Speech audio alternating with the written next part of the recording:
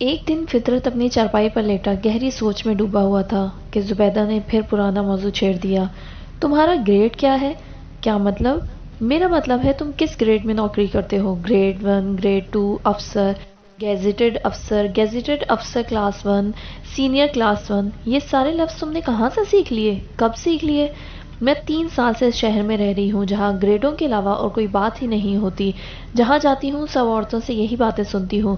میرا میاں گیزیٹڈ آفیسر ہے، میرا میاں سینئر کلاس 1 آفیسر ہے، میرے میاں کا دفتر اتنا بڑا ہے، میرے میاں کو اتنی بڑی گاڑی ملی ہوئی ہے۔ میں ان کی باتیں سن سن کر تنگ آ چکی ہوں۔ تم کیا جواب دیتی ہو؟ کیا جواب دے سکتی ہوں؟ تم تو کچھ بتاتے ہی نہیں ہو۔ میں اپنی عزت رکھنے کے لیے جھوٹ موٹ بکتی رہتی ہوں۔ مثلاً یہی کہ میرا میاں ایم اے پاس ہے، گولڈ میڈل لیا تھا اس نے، میرا میاں امریکہ پاس ہے، 1 سال رہا تھا وہاں، میرا میاں ذمہ دار خاندان سے تعلق رکھتا ہے، مربے ہیں فیصل آباد میں۔ اگر تم ان واہیات دعووں پر 3 سال گزار سکتی ہو تو مجھے یقین ہے باقی دن بھی گزار لو گی۔ نہیں، یہ ناممکن ہے۔ میں نے دیکھا ہے کہ ان پر میری جھوٹی سچی باتوں کا کوئی اثر نہیں ہوتا۔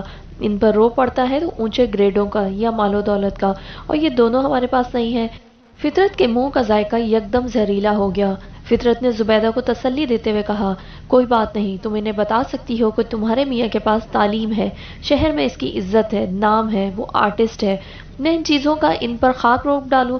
جب ڈالٹا اور شکر شہر سے غائب ہوئے تھے اور میں دفتر جاتے وقت ہر روز تمہیں یاد دلاتی تھی کہ گھی اور چینی کا بندوبست کرنا، اور تم نہ کر سکے تو میں نے ایس ٹی او صاحب کی بیوی سے ڈالٹا اور چینی لے کر گزارا کیا تھا۔ پھر اور باتوں کا بھی تو اثر پڑتا ہے۔ کن باتوں کا؟ مثلاً ان کے بچے ٹرائی سائیکل گلیوں میں دوڑاتے پھرتے ہیں اور ہمارا فاروق سارا دن پلاسٹک کے فٹ بال کو ٹھڈے مارتا رہتا ہے۔ ان کے گھر میں ایک پرائیویٹ اور ایک سرکاری ملازم کام کرتا ہے اور میں سارا دن خود برتن مانجتی رہتی ہوں۔ وہ روز روز نئے جوڑے پہن کر ملنے کے بہانے مجھے ستانے آ جاتی ہیں اور میں کسی کے گھر نئے کپڑے اور نیا زیور پہن کر نہیں جا سکتی۔ کوئی بات نہیں، اگر ہمسائے کا منہ سرخ و سفید ہو تو اپنا تماچے مار کر سرخ نہیں کر لینا چاہیے۔ ارے یہ کتابی باتیں عملی زندگی میں نہیں چلتی۔ پتہ نہیں تم کس دنیا میں رہتے ہو۔ تم پر تو کسی چیز کا اثر ہی نہیں ہوتا، سارے تانے سارے دکھ تو مجھے سہنا پڑتے ہیں۔ قسمت تو میری پھوٹی ہے جو میری شادی ایک پینٹ والے سے ہو گئی ہے۔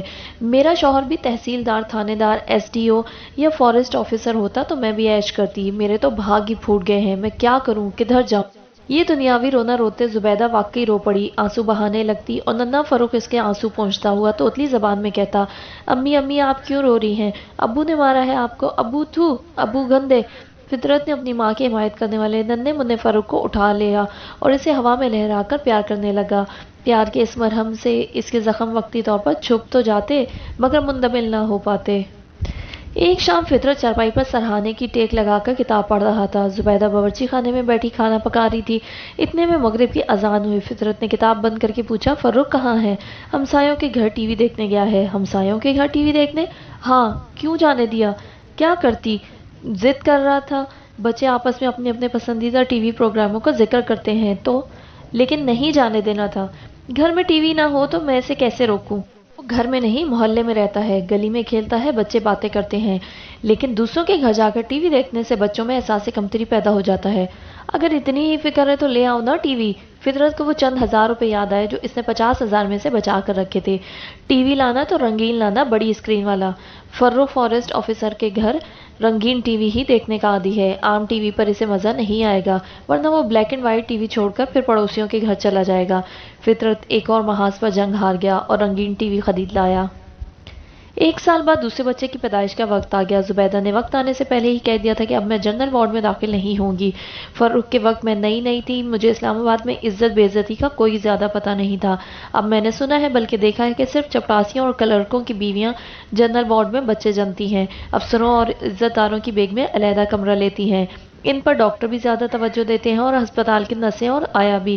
ابھی سے بتا رہی ہوں، پھر نہ کہنا تمہیں اچانک دردیں شروع ہو جاتی ہیں۔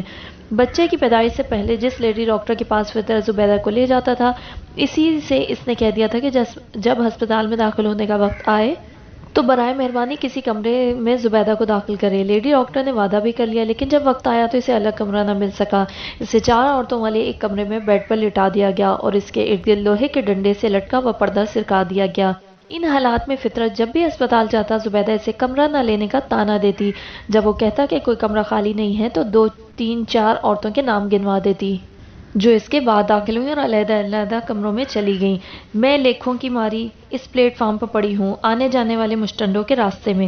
ہسپتال میں یہ جھکجھک پتہ نہیں کب تک چلتی رہی، لیکن جلد ہی زبیدہ کو درد زا شروع ہو گئی۔ وہ اسے اسٹریچر پر لٹا کر لیبر روم میں لے گئے۔ فطرت باہر کھڑا برآمدے میں انتظار کرنے لگا۔ انتظار کی گھڑیاں ویسے بھی لمبی ہوتی ہیں، لیکن ایسے موقعوں پر تو ان کی طوالت کئی گنا بڑھ جاتی ہے۔ جب انتظار کرتے کرتے 1 گھنٹہ ہو گیا تو اس نے ادھر ادھر سے پتہ کرنا شروع کیا کہ کیا بات ہے، کوئی پیچیدگی تو نہیں ہو گئی۔ پتہ چلا کہ زچگی کی ماہر لیڈی ڈاکٹر اپنے ملاقاتی کے پاس ایئر کنڈیشن دفتر میں بیٹھی چائے پی رہی ہیں۔ جب ملاقاتی چلا جائے گا تو وہ لیبر روم میں تشریف لے آئیں گی۔ ادھر لیبر روم سے زور زور سے رونے اور آہیں بھرنے کی آوازیں آنے لگی۔ فطرت سارے آداب توڑتے ہوئے لیڈی ڈاکٹر کے کمرے میں چلا گیا، جہاں وہ مسکرا کر اپنے مہمان کو چائے کا دوسرا کپ پلانے پر اصرار کر رہی تھی۔ اپنی خلوت میں ایک اجنبی مخل ہونے پر وہ ناراض ہوئی اور غصے میں کہنے لگی، پتہ نہیں جنگلی لوگ کہاں سے چلے آتے منہ اٹھائے۔ ڈاکٹر، ایمرجنسی ہے، ایمرجنسی۔ کیا ایمرجنسی؟ یہاں جو آتا ہے ایمرجنسی لے کر آتا ہے۔ میری بیوی کو لیبر روم میں پڑے ہوئے 1.5 گھنٹہ ہو گیا ہے ڈاکٹر، وہ سخت تکلیف میں ہے۔ ایسے موقعوں پر تکلیف تو ہوتی ہے، ٹھیک ہو جائے گی تھوڑی دیر بعد، آپ ادھر جا کر ویٹنگ روم میں بیٹھیں۔ فطرت ویٹنگ روم کی طرف جانے لگا تو ایک مرسڈیز کار ہسپتال کے پوش میں آ کر رکی، جہاں ایک دیوار پر لکھا ہوا تھا، یہاں گاڑیوں کا داخلہ ممنوع ہے۔ کار سے ایک بیگم صاحبہ اتری، اس کے ساتھ 2 عورتیں اس کی مدد کر رہی تھیں۔ ڈاکٹر اور نرسیں اس کا استقبال کرنے پوش میں ہی پہنچ گئیں اور سیدھا سے VIP لیبر روم میں لے گئیں۔ ادھر زبیدہ نے چیخ چیخ کر ایک بچی کو جنم دے دیا۔ فطرت اپنی انا کی کرچیاں چنتا رہا۔ ادھر دفتر کا لاوا اپنی جگہ ابل رہا تھا۔ فطرت حسب معمول اپنی صلاحیتوں کے مطابق پوری محنت سے کام کر رہا تھا، لیکن حالات سے سمجھوتا کرنے کی صلاحیت ابھی اس میں پیدا نہیں ہوئی تھی۔ اس تناؤ کی وجہ سے لاوا پھٹنے کے قریب پہنچ رہا تھا۔ انہی دنوں معمول کے کاموں کے ساتھ ساتھ یک کے بعد دیگرے 3 اور کام فطرت کے سپرد کر دیے گئے، کیونکہ ان کا تعلق بصری فنون سے بنتا تھا۔ پہلا کام بابائے قوم حضرت قائد اعظم کا پورٹریٹ تیار کرنا تھا۔ اوپر کہیں فیصلہ ہوا تھا کہ قائد اعظم کا ایک خوبصورت پورٹریٹ تیار کروا کر کابینہ سے منظور کروایا جائے اور پھر اس کے پرنٹس تمام دفاتر کو مہیا کیے جائیں۔ DG صاحب نے فطرت کو بلا کر ذاتی طور پر یہ کام دیا اور تاکید کی کہ تصویر میں قائد اعظم کو لاغر اور کمزور دکھانے کے بجائے انہیں عزم اور قوت کے سمبل کے طور پر پیش کیا جائے۔ اس کے ساتھ ساتھ ان کی آنکھوں میں ایک کہنا مشق، قائد کی بصیرت اور دور اندیشی بھی ہونی چاہیے۔ نمونے کے طور پر قائد اعظم کی جوانی کی چند تصاویر بھی فطرت کے حوالے کی گئیں، جن میں ان کا چہرہ بھرا بھرا اور جاذب نظر دکھائی دیتا تھا۔ اگرچہ قائد کی جوانی اور توانائی کے ساتھ ساتھ ان کی نہ مشق بصیرت دکھانا مشکل تھا، لیکن فطرت نے سارے کام چھوڑ چھاڑ کر اس پر خاصی محنت کی، کیونکہ اسے ذاتی طور پر قائد اعظم سے بہت عقیدت تھی اور وہ انہیں جنوبی ایشیا کے مسلمانوں کا نجات دہندہ سمجھتا تھا۔ کوئی 1 مہینے کی محنت شاقہ کے بعد فطرت قائد اعظم کا ایک پورٹریٹ بنا کر DG صاحب کے پاس لے گیا۔ فطرت کے خیال کے مطابق اس پورٹریٹ میں وہ ساری خوبیاں یکجا ہو گئی تھیں جو DG صاحب چاہتے تھے۔ انہوں نے اس پر ایک سرسری نظر ڈالتے ہوئے کہا، فطرت میاں، تم ادارہ شناخت پاکستان میں کام کرتے ہو، پورٹریٹ بنا رہے ہو بابائے قائد اعظم کا اور پہنا دیا ہے مغربی سوٹ، کچھ خدا کا خوف کرو۔ جی دراصل تصویر میں وہ سوٹ ہی پہنے ہوئے ہیں۔ سو واٹ، تم انہیں شیروانی پہنا دو۔ لیکن سر، تاریخی لحاظ سے یہ تبدیلی غلط ہوگی، کیونکہ اس تصویر میں ہم قائد کا جو چہرہ دکھا رہے ہیں وہ آغاز جوانی کا ہے اور اس دور میں انہوں نے کبھی اچکن یا شیروانی نہیں پہنی۔ آپ نے جو تصویریں دی تھی 1924 سے پہلے کی ہیں۔ ایک تو آپ لوگوں کی ٹیکنیکل باتیں لے کر بیٹھ گئے ہیں۔ سیدھا سادہ کام تھا، تصویر سامنے رکھ کر تصویر بنانا اور سوٹ کی جگہ اچکن پہنا دینا اور بس۔ سر، یہ مسئلہ اتنا سادہ نہیں جتنا آپ سمجھ رہے ہیں۔ فطرت سنو، میں نے یہ بال دھوپ میں سفید نہیں کیے۔ اگر تم جیسے مین میخ نکالنے والے آرٹسٹ کے بجائے کوئی سمجھدار قسم کا آرٹسٹ ہوتا تو 1 ہفتے میں آرڈر کے مطابق چیز تیار کر دیتا۔ تیار تو میں بھی کر سکتا ہوں 1 ہفتے کے اندر اندر، لیکن میں سمجھتا ہوں کہ میرے آئیڈیل اور مسلمانوں کے عظیم نجات دہندہ کے ساتھ یہ سراسر زیادتی ہوگی کہ ہم 1920 کے قائد اعظم کو 1940 کا لباس پہنا دیں۔ اسی بات پر DG اور فطرت کے درمیان اختلاف پیدا ہو گیا، جو اچھی خاصی بحث میں بدل گیا۔ تنگ آ کر DG صاحب نے کہہ دیا، آپ جا سکتے ہیں۔ فطرت پورٹریٹ اٹھا کر واپس کمرے میں چلا گیا۔ اس واقعے کے چند روز بعد اخبارات میں یہ خبر چھپی کہ حکومت ملک کے آرٹسٹوں کو دعوت دینے والی ہے کہ وہ پاکستان کے مناظر پینٹ کریں۔ بعد میں ان مناظر میں سے جو حکومت ایسی تصویروں کا انتخاب کرے گی جو بیرون ملک پاکستانی سفارت خانوں میں لٹکانے کے لیے بھیجی جا سکیں۔ اول آنے والی تصویر پر 50,000 روپے، دوم پر 30,000 روپے اور سوم پر 20,000 روپے نقد انعام دیا جائے گا۔ گویا پاکستان کی تصویری عکاسی کے لیے حکومت 1 لاکھ روپیہ خرچ کرے گی اور بیرونی ملک سفارت خانوں کو ہدایت کی جائے گی کہ وہ پکاسو، گوگین اور مائیکل اینجلو کی تصویروں کے بجائے پاکستانی مصوروں کی بنائی ہوئی پاکستانی تصویریں لگائیں اور یوں پاکستان کے تشخص کو ابھاریں گے۔ اس اعلان کے چند روز بعد ڈی جی صاحب نے فطرت کو بلایا اور کہا، تم اس مقابلے میں حصہ کیوں نہیں لیتے؟ ویسے بھی شناخت پاکستان کے ادارے میں تم بصری فنون کے ڈائریکٹر ہو اور پینٹنگ تمہارا پیشہ ہے۔ ٹرائی کرو، ممکن ہے پہلا یا دوسرا انعام تمہیں مل جائے، تمہارا بھی فائدہ ہو جائے گا اور ادارے کی شہرت بھی ہو جائے گی۔ کیا خیال ہے؟ جیسے آپ کہیں سر۔ تو کل سے بسم اللہ کر دو۔ دفتر میں تو جیسا کہ آپ کو معلوم ہے جگہ نہیں ہے اس کام کے لیے۔ اگر آپ اجازت دیں تو میں گھر پر اس موضوع پر کام کروں۔ جیسے تمہاری مرضی، اصل چیز تو کام ہے، جگہ کی کوئی پابندی نہیں، دفتر یا گھر، جو تمہیں سوٹ کرے۔ فطرت نے اس تصویر پر بہت محنت کی۔ پہلے تو وہ اس کے متعلق سوچتا رہا۔ اس نے امریکہ، یورپ اور سعودی عرب دیکھے تھے۔ ان ملکوں کا اپنا حسن تھا، لیکن اس کے خیال میں جو قدرتی حسن اور اس کا تنوع اللہ تعالیٰ نے پاکستان کو ودیعت کیا تھا وہ کسی اور ملک کو نصیب نہیں۔ اس میں اونچے پہاڑ ہیں جن میں یہ پہلا سلسلہ بھورے رنگ کے پہاڑوں کا ہے۔ اس کے پیچھے کالے سیاہ پہاڑ ہیں اور ان کے پیچھے آسمان کو چھوتے ہوئے برف پوش پہاڑ ہیں، سفید اور بے داغ پہاڑ۔ اگر پہاڑوں سے اتر کر نیچے کی طرف سفر کیا جائے تو لہلہاتے کھیت، وسیع ریگستان اور پھر سمندر کا کنارہ۔ کتنے دیس ہیں جنہیں اللہ تعالیٰ نے اتنے حسین مناظر سے نوازا ہے۔ یہ سوچ کر فطرت کے دل میں شدید خواہش پیدا ہوئی کہ وہ کسی طرح ان سارے حسین مناظر کو ایک کینوس پر جمع کر سکے۔ اوپر کھلا آسمان ہو، صاف نیلا کشادہ آسمان، نیچے آسمان کو چھوتے ہوئے پہاڑ اور پھر دوسرے مناظر۔ فطرت نے بڑی سوچ بچار کے بعد 5x3 کے کینوس پر ایک تصویر بنائی جس کا درمیانی حصہ سرسوں کے لہلہاتے کھیت پر مشتمل تھا۔ لہلہاتا کھیت سونا ہی سونا، آنکھوں کو طرز تراوت اور روح کو حرارت بخشنے والا۔ کھیت سے پرے بیک گراؤنڈ میں پہاڑ تھے، بھورے، کالے اور برف پوش۔ فور گراؤنڈ میں کھیت سے پہلے 2 پتلی پتلی لکیریں تھیں جن میں سے ایک صحراؤں کی نمائندگی کرتی تھی اور دوسری سمندر کے کنارے کی۔ فطرت اپنی اس تخلیقی پر بہت خوش تھا۔ اس نے محسوس کیا کہ جو کچھ وہ ویژولائز کر رہا تھا اسے وہ کامیابی کے ساتھ کینوس پر منتقل کر سکا ہے۔ اس نے تصویر کے فنی اور تکنیکی پہلوؤں پر تنقیدی نظر ڈالی اور اسے کوئی نقص نظر نہ آیا۔ اس کا خیال تھا کہ فن کے اساتذہ کو چھوڑ کر شاید ہی کوئی آرٹسٹ اتنی انوکھی، اتنی متوازن اور اتنی پختہ تصویر بنا سکے۔ وہ یہ تصویر لے کر بڑے ارمانوں سے ڈی جی صاحب کے پاس گیا۔ انہوں نے تصویر کو دور سے دیکھتے ہی کہا، فطرت صاحب، اپنے گاؤں کے کھیت کی تصویر اٹھا لائے ہو؟ جی ہاں، بنیادی طور پر تو گاؤں کا کھیت ہی ہے، لیکن آپ اسے ایک نظر دیکھ لیں، شاید آپ کو اس میں کچھ اور بھی نظر آ جائے۔ لائیے۔ فطرت نے دیوار کے ساتھ یہ تصویر کھڑی کر دی۔ ڈی جی اور فطرت الگ الگ زاویے سے اس کا جائزہ لینے لگے۔ فطرت تبصرے کا منتظر رہا۔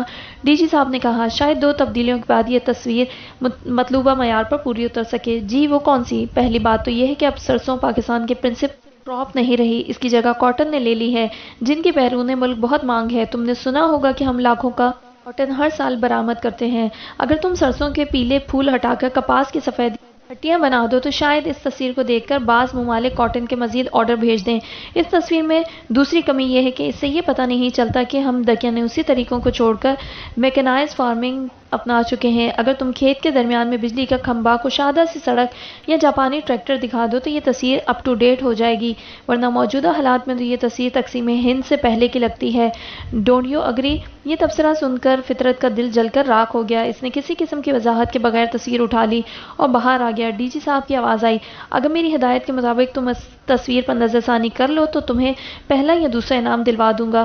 فطرت واپس اپنے کمرے میں آ کر سر پکڑ کر بیٹھ گیا۔ اگلے مہینے اس سلسلے کا تیسرا واقعہ ہو گیا۔ ماہ رمضان کا چاند نظر آیا تو اوپر سے حکم ہوا کہ ایک ایسا عید کارڈ ڈیزائن کیا جائے جو خوشی کے اس موقع پر وزیر اعظم صاحب اندرون ملک چیدہ اشخاص کو اور بیرون ملک مسلم سربراہوں کو بھیج سکیں۔ پہلے تو یہ کہیں راستے میں ہی اٹکا رہا، لیکن جب عید کو صرف 3 دن رہ گئے تو ڈی جی صاحب نے فطرت کو بلا کر یہ کام اسے سونپ دیا اور ساتھ ہی یہ تاکید بھی کر دی کہ کل صبح تک ڈیزائن تیار ہو جانا چاہیے کیونکہ وقت کم ہے اور ابھی اس کی منظور اور طباعت کے مراحل باقی ہیں۔ فطرت نے پوچھا، کوئی خاص ہدایت؟ بس اس بات کا خیال رکھنا کہ یہ اشتراکی نہیں، اسلامی مملکت ہے اور اسلام کا حکم ہے کہ اپنی خوشیوں میں غریبوں اور مسکینوں کو بھی شامل کیا کرو۔ ٹھیک ہے سر۔ فطرت آدھی رات تک ڈیزائن سوچتا رہا۔ اس کے ذہن میں کئی خاکے آئے جو اس نے خود ہی رد کر دیے۔ بالآخر ایک آئیڈیا اسے پسند آیا جو فطرت کی اپنی سوچ کو بھی کے بھی قریب تھا اور ڈی جی صاحب کی ہدایت پر بھی پورا اترتا تھا۔ اس نے فوراً اس تخیل کو کاغذ پر منتقل کرنا شروع کر دیا۔ ادھر صبح کی اذان ہوئی، ادھر فطرت نے ڈیزائن تیار کر لیا۔ عید کارڈ کا یہ ڈیزائن بہت سادہ مگر بہت بامقصد تھا۔ اس میں مغربی افق پر ہلال عید دکھایا گیا تھا۔ پس منظر میں خوشی انبساط کی نمائندگی کرنے والے رنگ تھے۔ فوراً گراؤنڈ میں دائیں جانب ایک بچہ مصلی پر بیٹھا نماز پڑھ رہا تھا اور ہلال عید کی طرف دونوں ہاتھ اٹھا کر کہہ رہا تھا، ہائے ابا! فطرت کے خیال میں یہ ڈیزائن مطلوبہ مقصد بھی پورا کرتا تھا اور خالص اسلامی روایات میں سادہ اور بامعنی بھی تھا۔ وہ صبح 9 بجے کے قریب یہ ڈیزائن لے کر ڈی جی صاحب کے پاس چلا گیا۔ انہوں نے ڈیزائن دیکھے بغیر کہا، بھئی دیر کر دی، جلدی بھاگو۔ وزیر اعظم کے سیکرٹری ڈیزائن کا انتظار کر رہے ہیں، 2 دفعہ فون آ چکا ہے ان کا، آپ ایک نظر دیکھ لیتے تو اچھا تھا۔ بھئی آرٹسٹ تم ہو، بریفنگ میں نے تمہیں دے دی تھی، اب اس میں کیا مسئلہ ڈالوں گا، بھاگو اور لے جاؤ پی ایم کے سیکرٹری کے پاس، ان کا پھر فون آنے والا ہوگا۔ فطرت نے اپنی گہری نیلے رنگ کی فوکس ویگن نکال تیز تیز چلاتا ہوا پی ایم ہاؤس پہنچ گیا۔ اسے پی ایم کے سیکرٹری صاحب کے پی اے کے پاس بٹھا دیا گیا۔ اس نے 2-3 مرتبہ اپنے مشن کی اہمیت اور وقت کی قلت کا ذکر کیا تو اسے کہا گیا کہ آپ آرام سے بیٹھیں، سیکرٹری صاحب فارغ نہیں ہیں۔ کوئی 2 بجے کے قریب فطرت کو سیکرٹری صاحب تک رسائی ہوئی۔ اس نے ڈیزائن پیش کیا تو سیکرٹری صاحب آگ بگولا ہو گئے۔ انہوں نے غصے سے کہا، اگر میں یہ ڈیزائن پی ایم صاحب کو دکھا دوں تو کیا نام ہے تمہارا؟ تمہارے سمیت تمہارا ڈی جی سب لوگ گھر بھیج دیے جائیں گے، بلکہ ادارہ شناخت پاکستان کو ہی بند کر دیا جائے گا۔ فطرت خاموش کھڑا رہا۔ سیکرٹری صاحب کا غصہ بھی ٹھنڈا نہ ہوا تھا۔ انہوں نے کہا، ادارہ شناخت پاکستان کو اتنا بھی علم نہیں کہ خوشی کا موقع ہے، کھانے پینے اور خوشیاں منانے کا دن ہے۔ اس حرم شریف مینارے آیت کریمہ کہاں لے آئے ہو؟ بیچ میں یتیم بچہ ٹھونس دیا ہے، حد ہوتی ہے ہر چیز کی۔ عید کارڈ پر بھی مذہب مذہب مذہب، تمہیں یہ سب کچھ بنانے کو کس نے کہا تھا؟ ڈی جی صاحب نے بریف کیا تھا۔ اس کے بعد سیکرٹری صاحب نے ڈی جی صاحب کو برا بھلا کہتے ہوئے انہیں فون کیا کہ آپ نے یہ کیا بنوا کر بھجوا دیا؟ ڈی جی صاحب مکر گئے۔ انہوں نے جواب دیا، میں نے ڈیزائن دیکھا ہی نہیں، پتہ نہیں یہ لونڈا کیا بنا کر لے گیا آپ کے پاس، لیکن یہ کہتا ہے کہ بریفنگ آپ نے کی تھی اس کے بارے میں۔ بکتا ہے، کل کے لونڈے ڈائریکٹر بن کر آ جاتے ہیں، اپنی غلطی تک تسلیم نہیں کرتے، جھٹ دوسروں پر ذمہ داری ڈال دیتے ہیں۔ آپ بھیج دیجیے واپس اسے، سر میں اسے ٹھیک کرتا ہوں، sorry sir for inconvenience. Secretary صاحب نے فطرت کو واپس کرتے ہوئے کہا، جاؤ یہ ڈیزائن اپنے ڈی جی کے منہ پر دے مارو، اسے دوبارہ بناؤ شام سے پہلے پہلے اور اس میں عوام ڈالو۔ عوام عید پڑھتے، گلے ملتے، خوشیاں مناتے، عوام ہی سرچشمہ ہے اس ملک کی طاقت کا، صرف عوام۔ مذہب کی ایل ایس ڈی نشہ آور گولی مت کھلاؤ انہیں، مذہب ہر ایک کا ذاتی معاملہ ہے، اوکے؟ یس سر۔ فطرت واپس اپنے دفتر پہنچ کر سر پکڑ کر بیٹھ گیا۔ اس کی سمجھ میں نہیں آ رہا تھا کہ اس کا قصور کیا ہے۔ سرکاری کاموں کی حد تک وہ ٹھیک ٹھاک چل رہا تھا، لیکن غیر سرکاری اور اضافی کاموں کے لیے ہر طرف سے اسے جھاڑیں پڑ رہی تھیں۔ قبل اس کے کہ فطرت کسی نتیجے پر پہنچتا، شمسی پھرتا پھراتا اس کے پاس چلا آیا، کہنے لگا، کیوں بھائی بڑے فلسفیانہ موڈ میں بیٹھے ہو، خیریت تو ہے؟ بس یوں ہی؟ یار مجھ سے بھی چھپاؤ گے تو بوجھ کس کے سامنے ہلکا کرو گے؟ بولو کیا بات ہے؟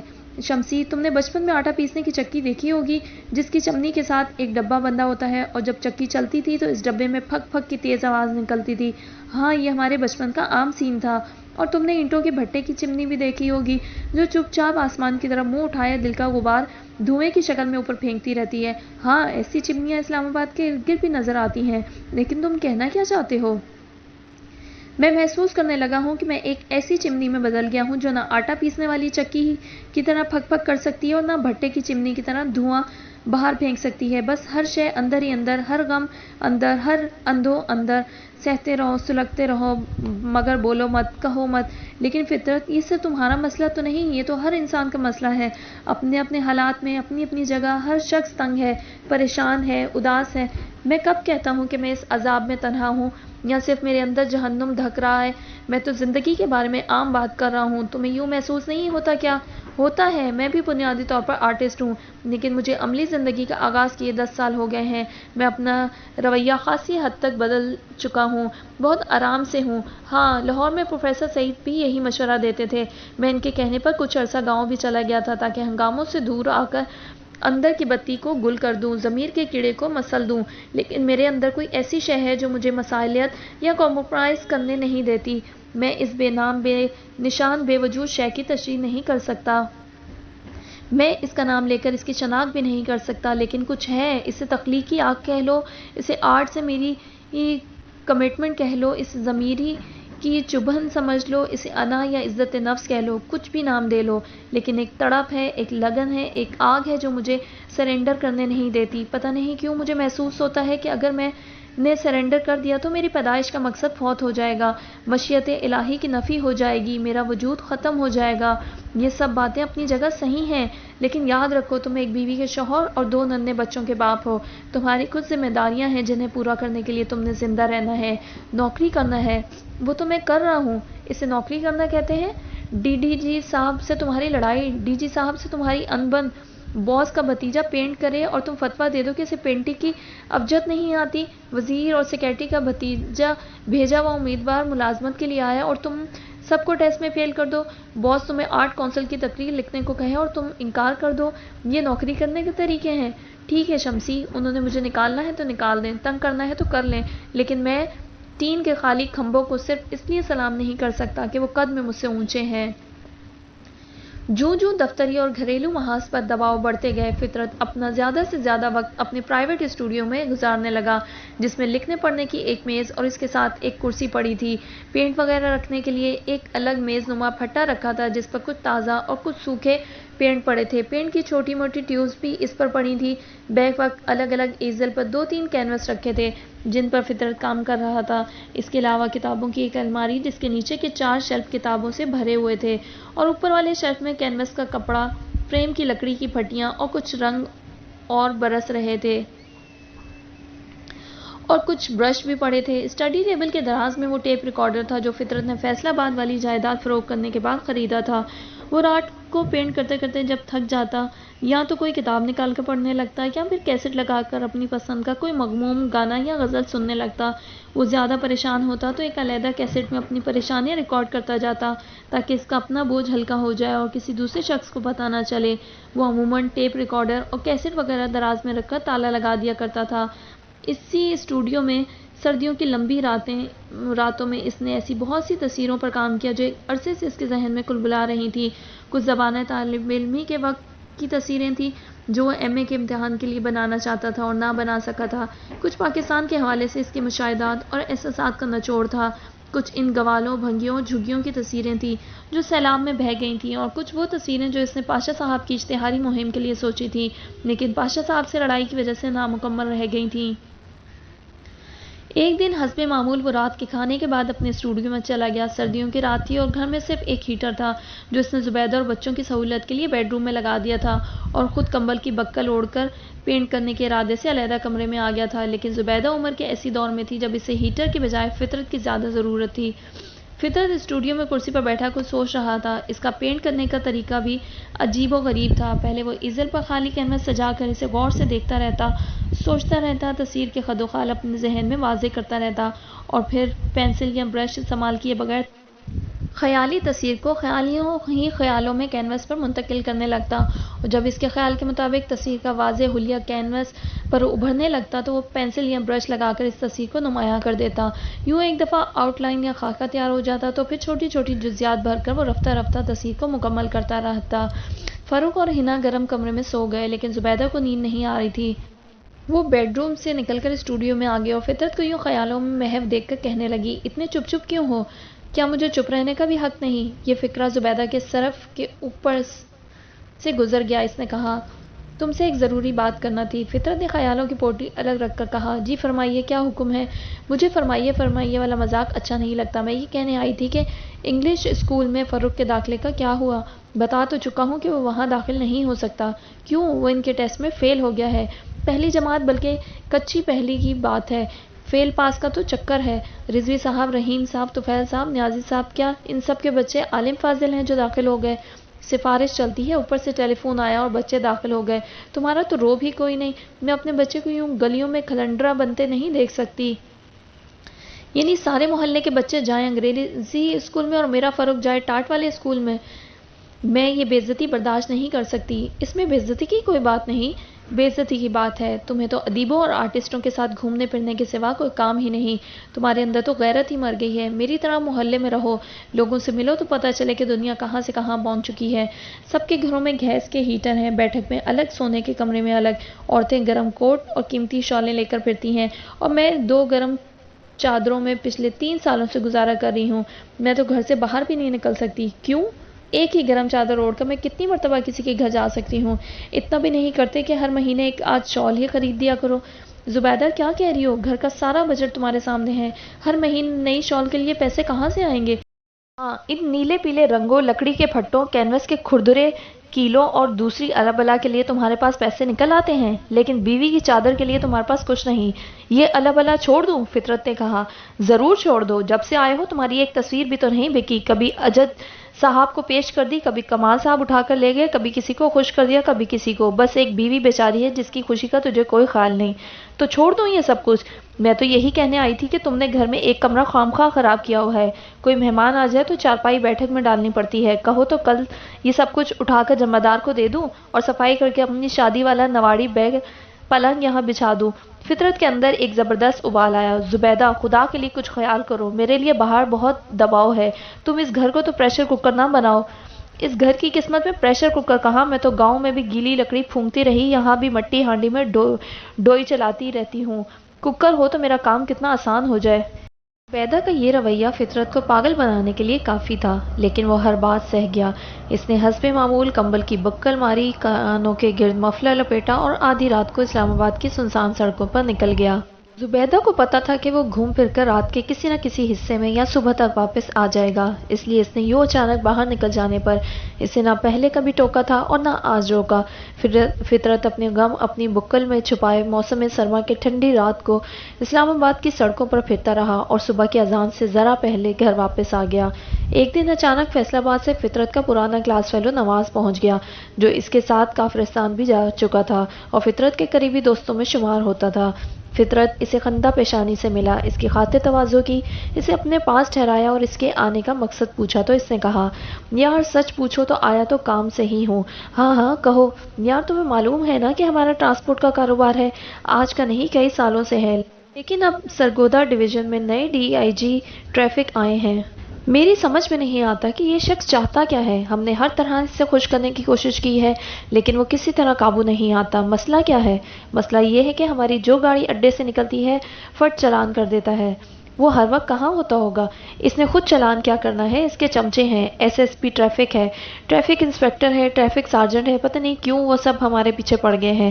فٹ چالان، فٹ جرمانہ، بلکہ دو ایک تو ہمارے روٹ پرمٹ بھی معطل کر دیے ہیں. وہ تو ہماری روزی پر لات مار رہا ہے.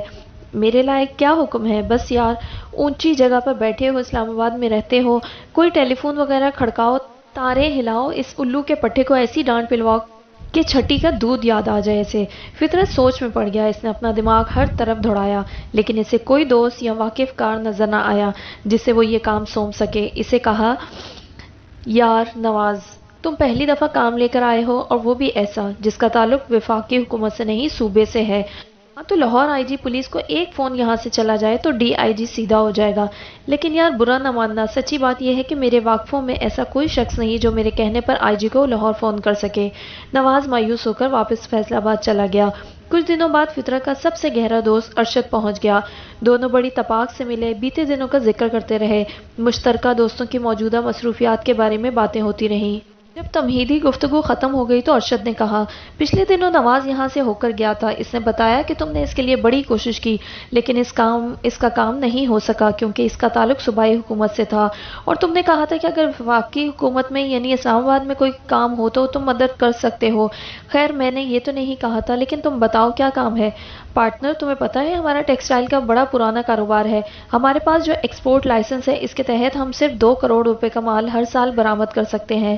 یہ حد کئی سال پہلے مقرر ہوئی تھی. اب ہماری پروڈکشن بڑھ گئی ہے اور اندرون ملک اور ملیں لگنے سے پاکستان میں ہمارے مال کی مانگ کم ہو گئی ہے.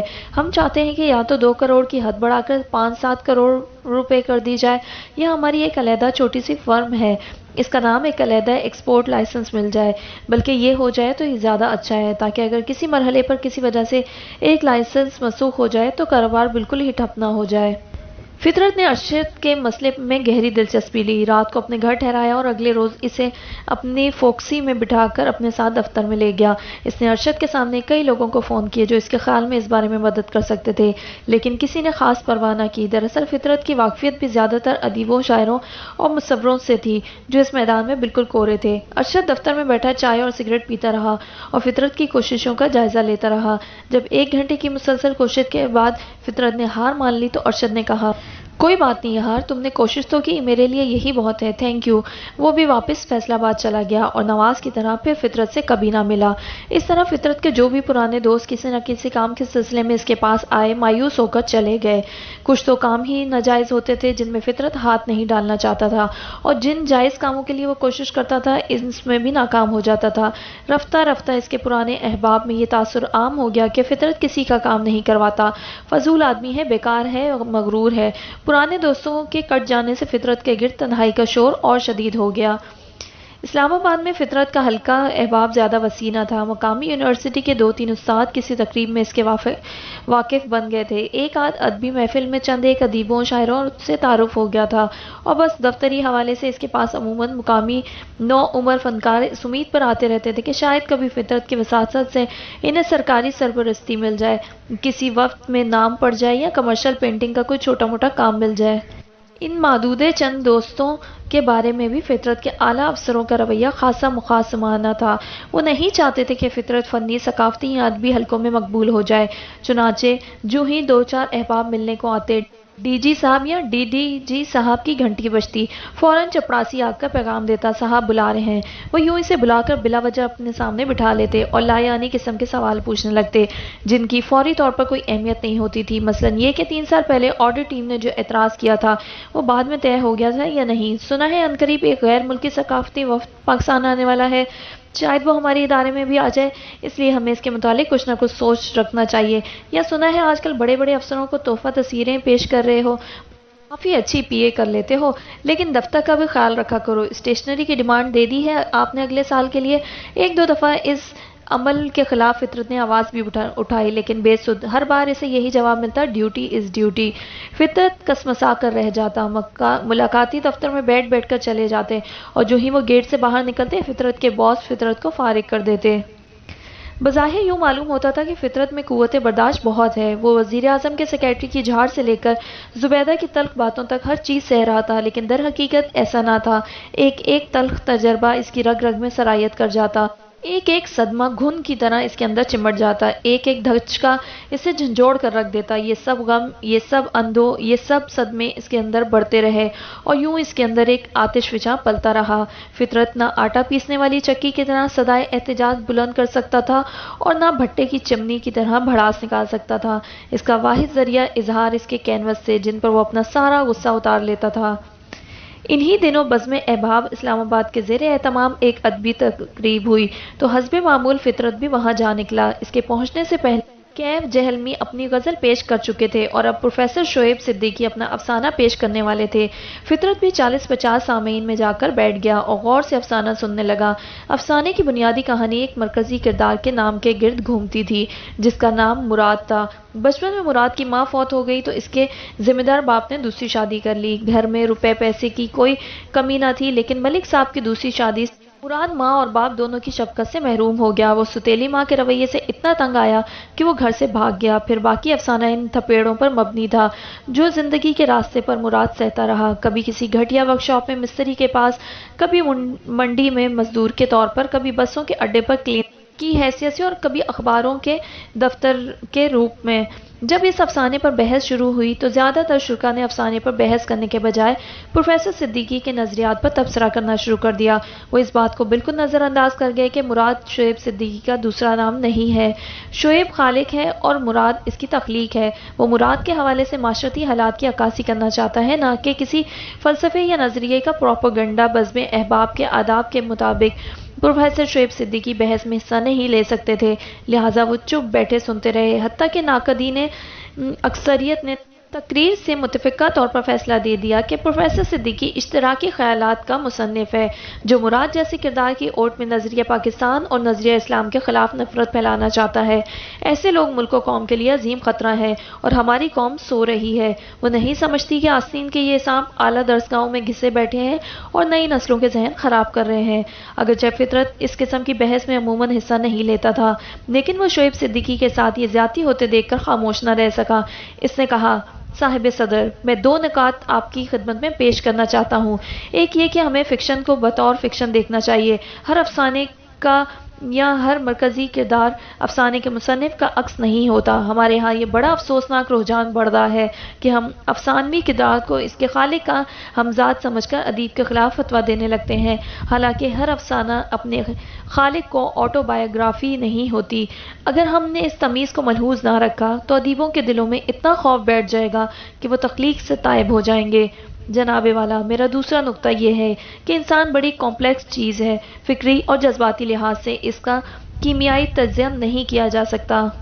صاحب صدر، انسان گاجر مولی نہیں ہوتے جن کی سفید اور سرخ رنگ دیکھ کر انہیں متعلقہ ڈبوں میں بند کر دیا جائے۔ انسانی شخصیت کے کئی رنگ ہوتے ہیں اور وہ بیک وقت اس کے اندر موجود رہتے ہیں۔ ممکن ہے ایک وقت میں ہمیں اس کا سفید نظر آئے اور دوسرے وقت میں سرخ، تیسری مرتبہ پیلا اور چوتھی مرتبہ بالکل سیاہ۔ قدرت نے انسان میں ان سب رنگوں کا امتزاج پیدا کیا ہے اور وہ حالات کے مطابق اپنا رنگ دکھاتا رہتا ہے۔ لہٰذا میرے خیال میں پروفیسر شعیب صدیقی کو یوں کمیونسٹوں کے زمرے میں ڈال دینا سراسر زیادتی ہے۔ فطرت اپنی علمی اور ادبی بحث کر رہا تھا کہ پیچھے ایک جوشیلا نوجوان اٹھا اور کہنے لگا، سرخوں کی حمایت کرنے والا خود سرخا ہوتا ہے۔ یہ خود ایک ایسے ادارے میں گھسا ہوا ہے جہاں ایسے شخص کا ہونا ملک و قوم کے لیے عظیم خطرہ ہے۔ ایسے لوگوں کا بھی محاسبہ ہونا چاہیے۔ فطرت نے صاحب صدر کی اجازت سے کہا، آپ میرے خلاف جو چاہیں کہیں اور جس طرح چاہیں محاسبہ کریں، لیکن مجھے ایک بات بتا دیجیے، کیا سماجی انصاف کی بات کرنا کمیونزم یا عین اسلام، کیا معاشرے میں غربت، افلاس، جبر، تشدد اور ناانصافیوں کے خلاف آواز اٹھانا اشتراکیت ہے یا سمانی جہاد؟ کیا اسلام اس کی اجازت دیتا ہے کہ ایک انسان دوسرے انسان کے حقوق محض اس لیے سلب کر لے کہ وہ طاقتور ہے، دولت مند ہے، بااثر ہے؟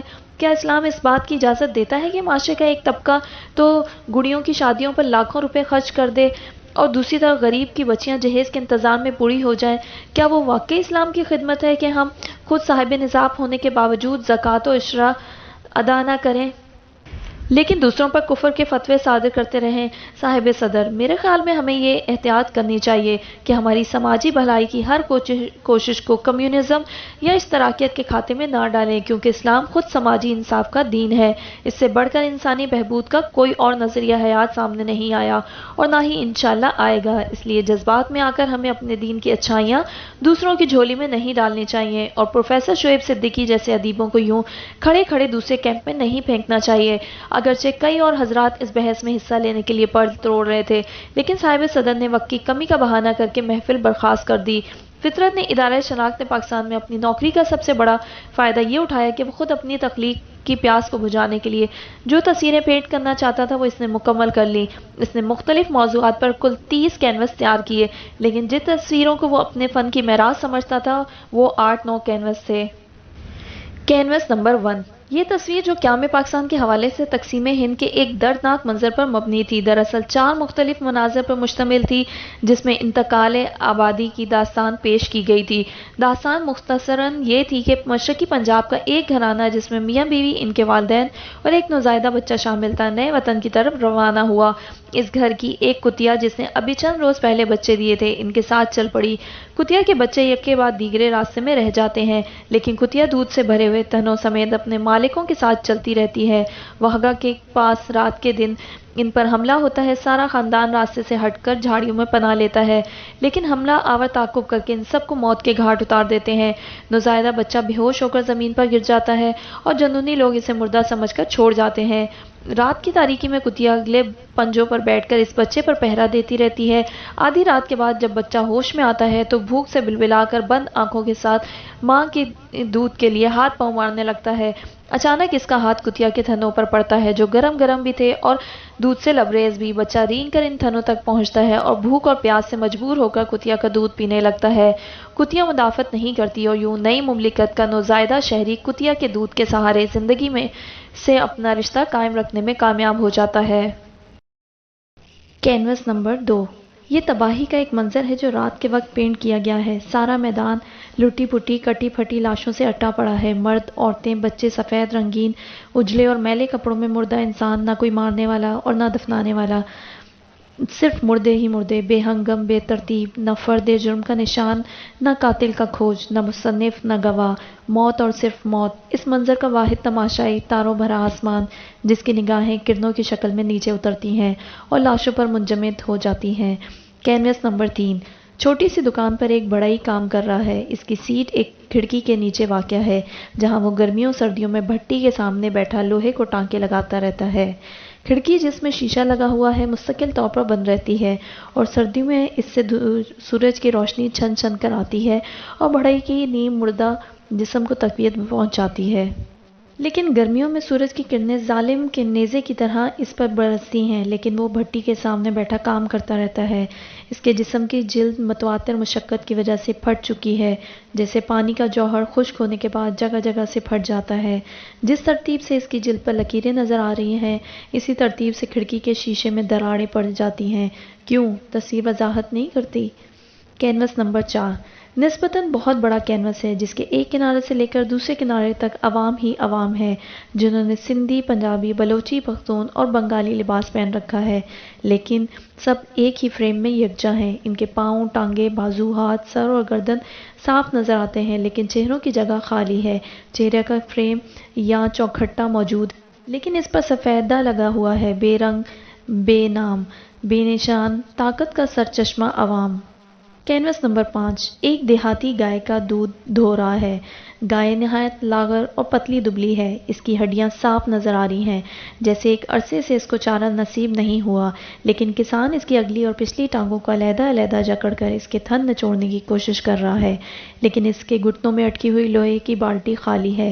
کسان کا بھائی گائے کی آنکھوں پر پٹی کس کر اس کی پیٹھ پر ڈنڈے برسانے لگتا ہے۔ بالآخر کسان اس کے تھن سے پہلی دھار نچوڑنے میں کامیاب ہو جاتا ہے، لیکن یہ دھار دودھ کی نہیں، خون کی ہے۔ کینوس نمبر 6، ایک جاگیردار تخت نما مسہری پر بیٹھا حقہ پی رہا ہے۔ اس کے چہرے پر اکڑی ہوئی مونچھیں اور سر پر اکڑا ہوا شملہ نظر آ رہا ہے۔ نیچے ایک دائرے کی شکل میں بہت سے مزارے زمین پر بیٹھے ہیں۔ درمیان میں ایک مزارے کو جاگیرداروں کی مرضی کے خلاف ووٹ دینے کی سزا دی جا رہی ہے، اور سزا کا طریقہ یہ ہے کہ ایک اور ہٹا کٹا مزارہ جو جاگیردار صاحب کا منظور نظر ہے، خصوصی قسم کے چمڑے کا ہوتا جو تیل میں بھگویا گیا ہے، تڑاق تڑاق منحرف کی ننگی پیٹھ پر برسا رہا ہے۔ جہاں جہاں یہ خصوصی جوتا پڑتا ہے، جلد کا ایک ٹکڑا اپنے ساتھ نوچ لاتا ہے۔ حاضرین خاموش بیٹھے یہ عبرتناک منظر دیکھتے رہتے ہیں، اور مالک مغل اسٹائل حقے کے کش لگاتا رہتا ہے، حتیٰ کہ بے جان جوتی کے اپنے تلوے سے خون رسنے لگتا ہے۔ تصویر میں ہٹے کٹے مزارے نے ایک اور ضرب لگانے کے لیے جوتا ہوا میں لہرا رکھا ہے، اور اس کے تلوے سے ہمدردی کے آنسوؤں کی طرح خون رس رہا ہے۔ کینوس نمبر 7، یہ تصویر پاک بھارت جنگ کے ایک منظر پر مشتمل ہے۔ منظر یہ ہے کہ متحارب فوجوں کے درمیان غیر جانبدار علاقے نو مینز آئلینڈ میں ایک گاؤں ہے۔ دونوں طرف سے توپوں کے لوگ اس گاؤں کے اوپر سے گونجتے گزر جاتے ہیں۔ ایک گولہ ٹارگٹ پر پہنچنے کے بجائے اس گاؤں کے پاس گر کر پھٹ جاتا ہے، جس کی وجہ سے گاؤں والی فوراً گاؤں چھوڑ کر بھاگ جاتے ہیں، لیکن گائے کا ایک بچڑا صحن میں کھونٹے کے ساتھ بندھا رہ جاتا ہے۔ جب گولے پھر گاؤں کے اوپر سے ہوتے ہوئے اپنے اپنے ہدف کی طرف پرواز کرنے لگتے ہیں تو یہ معصوم سا بچڑا دہشت سے کانپ جاتا ہے اور کھونٹا توڑوا کر بھاگنے کی کوشش کرتا ہے۔ گولے کی ہر گونج کے ساتھ وہ رسہ توڑوانے کے لیے کھونٹے کے گرد تیز تیز چکر لگاتا ہے۔ بھاگنے کی کوشش کے ساتھ رسہ اس کے گلے پر تنگ ہوتا جاتا ہے، حتیٰ کہ وہ اسی پھندے میں سانس بند ہونے سے گر پڑتا ہے اور دم توڑ دیتا ہے۔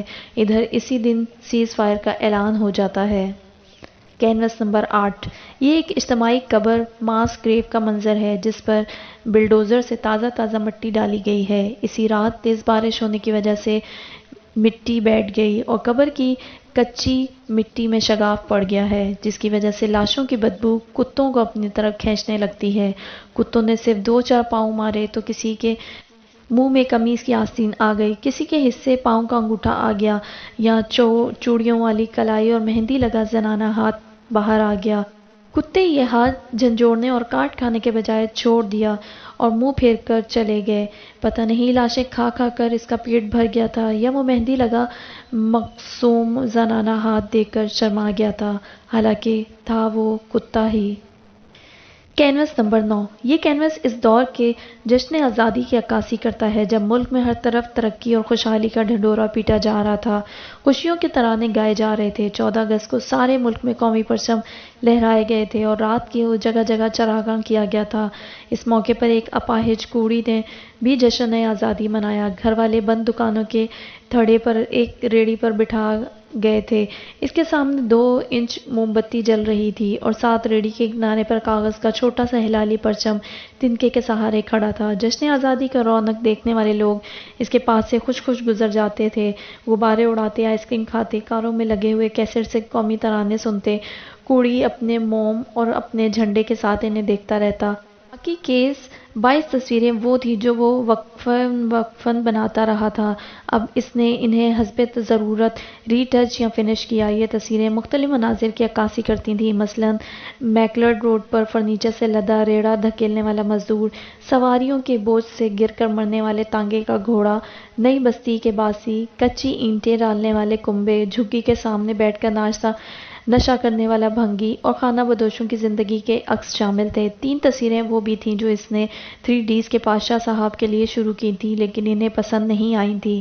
جب یہ 30 تصویریں تیار ہو گئیں تو فطرت نے چاہا کہ ان کی نمائش کی جائے۔ اس نے اپنے وسائل اور اس کی اجازت چیک کی تو اسے وہ اجازت نہیں دیتے تھے کہ وہ ایک شایان شان تقریب کا اہتمام کر سکے۔ اس نے art council, art gallery, cultural centre, national centre, education club اور ادارہ فروغ مصوری سے رابطہ قائم کیا، لیکن کسی نے اس کی نمائش کرنے کی حامی نہ بھری۔